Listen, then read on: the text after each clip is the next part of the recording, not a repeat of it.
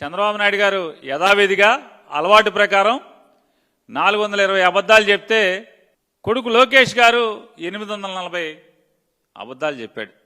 ఇంక మూడో ఆయన అయితే ఆయన రవితేజ గారి సినిమా ఏదో ఒకటి వచ్చింది. ఆయనకి హీరోకి కళ్ళు కనపడు, ఏది కనపడినా ఏమో సార్ నాకు కనపడదు అంటాడు. అట్టా పవన్ కళ్యాణ్ గారు ఏదైనా సరే ఏమో సార్ నాకు కనపడదు, అంతా జగన్మోహన్ రెడ్డి కనపడుతున్నాడంటే మీటింగ్ చెప్తాడు ఆయన.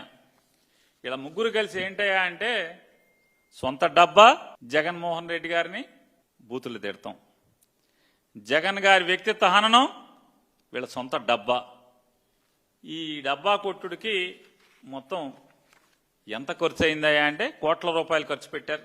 ఈ మీటింగ్కి వచ్చినటువంటి ఈ 100 మందో వీళ్ళ స్నాక్స్కే లక్షల్లో ఖర్చు అయిపోయిందని చెప్తున్నారు సచివాలయ ఉద్యోగులు.